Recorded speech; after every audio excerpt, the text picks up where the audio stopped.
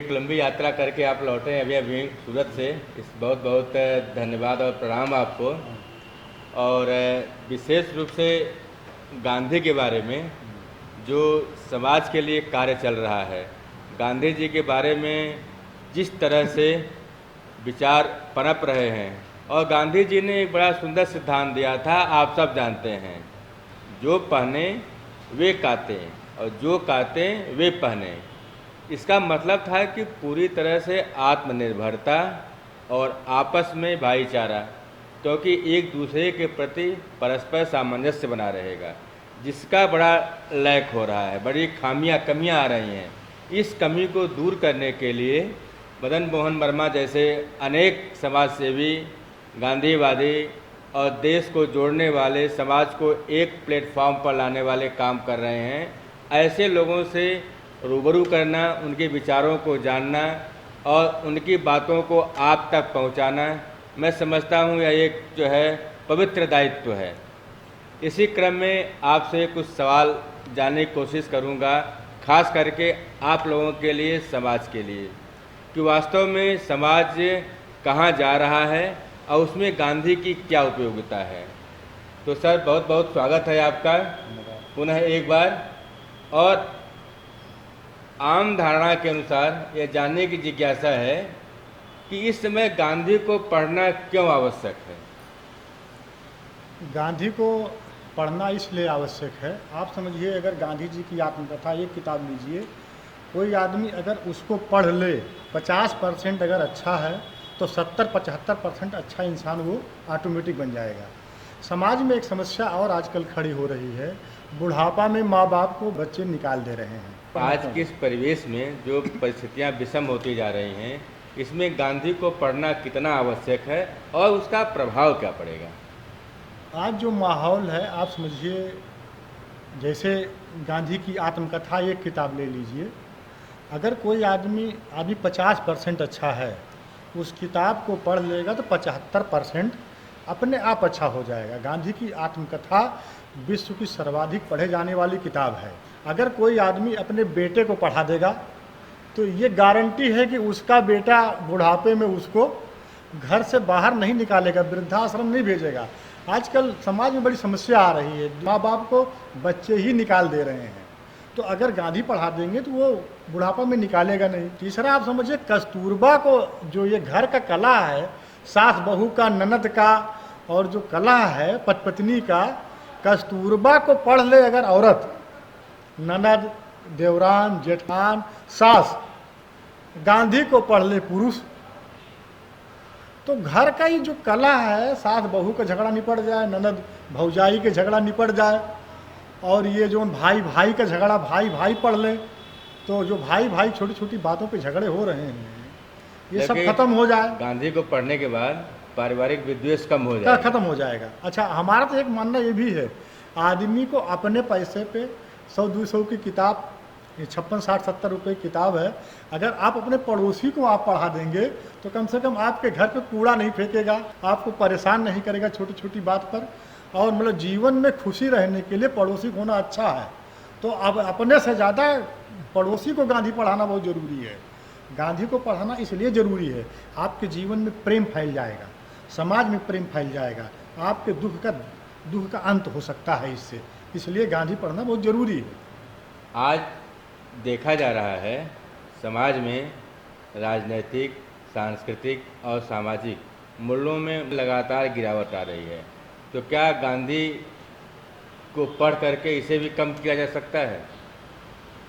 गांधी इस देश की आत्मा है। गांधी की एक पुस्तकों की लिस्ट है, अगर 10-15 बढ़िया पुस्तक कोई पढ़ ले तो खुद ही अच्छा इंसान हो जाएगा। अच्छा, एक समस्या और आप देखिए, बहुत से लोग अंदर से मर गए हैं, बहुत से लोग अंदर से मर गए हैं। तो अगर गांधी को पढ़ लेंगे वो जी जाएंगे, और जो गांधी को पढ़ता रहेगा वो कम से कम कितना ही गिरने की कोशिश करेगा, गांधी को पढ़ता रहेगा तो एक अच्छा इंसान वो बना रहेगा, और जो अंदर से मर गया है वो जी जाएगा, और जो नहीं मरा है वो मरने नहीं पाएगा गांधी को। इसलिए गांधी अनिवार्य है, आवश्यक नहीं, अनिवार्य है। एक जो बड़ी समस्या और सामने है, जो लोग भी आगे बढ़ रहे हैं वे अपने अनुसार अपना एक महापुरुष तय कर रहे हैं। तो इन जो महापुरुषों का जो है चयन हो रहा है या महापुरुषों का जो सिलेक्शन हो रहा है और फिर उसके बावजूद भी कहीं न कहीं पर विद्वेष उत्पन्न हो रहा है, तो इसमें आपकी क्या राय है? आजकल महापुरुषों के बीच एक तरह की प्रतियोगिता कराई जा रही है। कोई कहता है इनसे ये अच्छे हैं, इनका वचन उनका वचन ले करके। तो मेरा मानना है महापुरुष सभी अच्छे हैं, किसी को ये कहना कि ये गलत है, ये गलत है।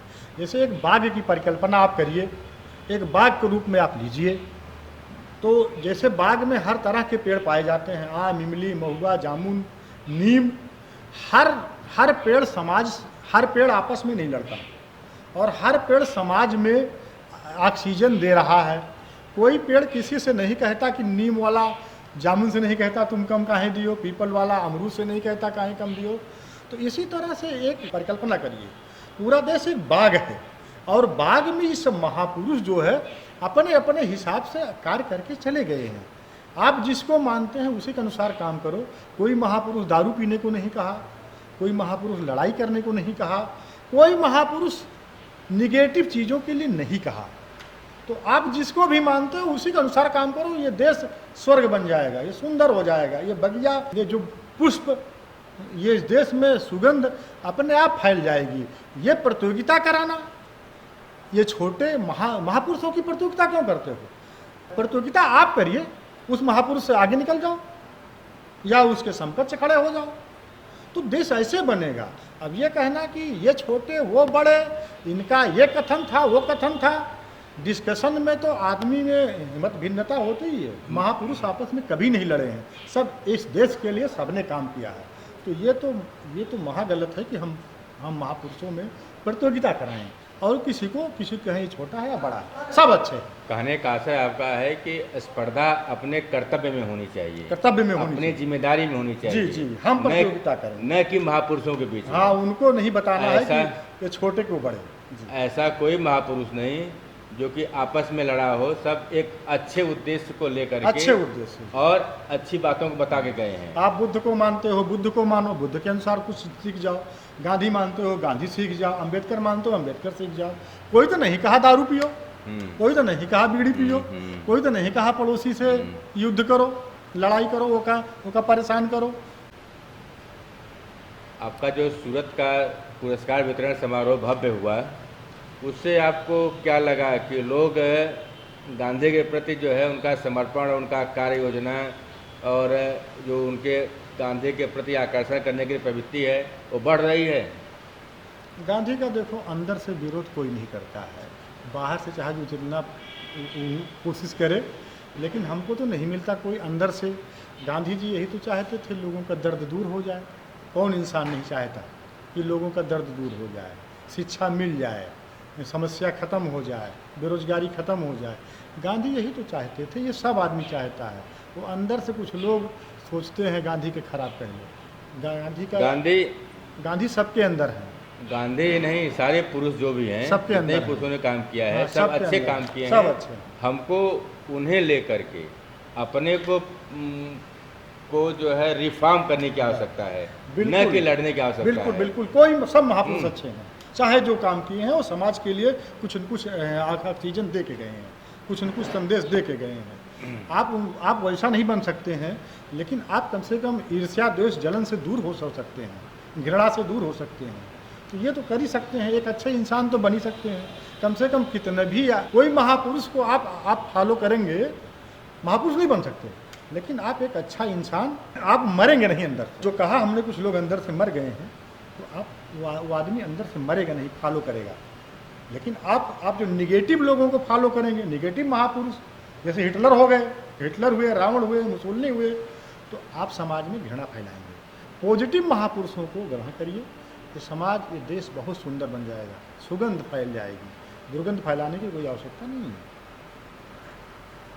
तो अभी आपने सुना कि सामाजिक सुगंध अगर आपको प्राप्त करना है तो आपको महापुरुषों के बताए हुए मार्गों पर चलना होगा, उनके सिद्धांतों का अनुकरण करना होगा, क्योंकि ऐसे कोई महापुरुष नहीं हैं जो आपस में द्वेष पैदा करने की भावनाओं को कभी भी जन्म दिए हों क्योंकि उनका ये मानना है कि यह राष्ट्र सबका है, यह देश सबका है, यह संस्कृति सबकी है। जब इनके बीच में साहचर्य होगा, सामंजस्य होगा और एकता रहेगी, तभी हम उस बृहद भारत का निर्माण कर सकते हैं जिसमें कि चारों तरफ से राम राज्य होगा।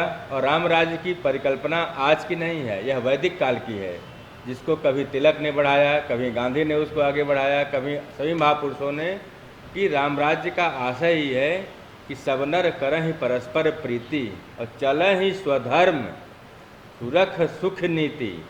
तो अपने अपने धर्मों पर, अपने अपने नियमों पर, आचार्यों के बताए हुए सिद्धांतों पर, महापुरुषों के मार्गों को अपना करके हम एक स्वस्थ, सुंदर और समृद्ध राष्ट्र का निर्माण कर सकते हैं, जो आज के लिए परम आवश्यक है। और हमें आपको आज के विचारों से यही संदेश मिल रहा है कि हमें परस्पर आगे बढ़ना चाहिए, कदम से कदम मिला करके, न कि आपस में द्वेष पैदा करके। फिर अगली कड़ी में हम अपनी बातों को बताने के लिए वर्मा जी के साथ उपस्थित होंगे और उनकी क्या कार्य योजना है, क्या कर रहे हैं, किस तरह से इस देश को आगे ले चलने के लिए अपने स्तर पर प्रयास कर रहे हैं, समाज को जोड़ने के लिए। इसी के साथ बहुत बहुत धन्यवाद, प्रणाम।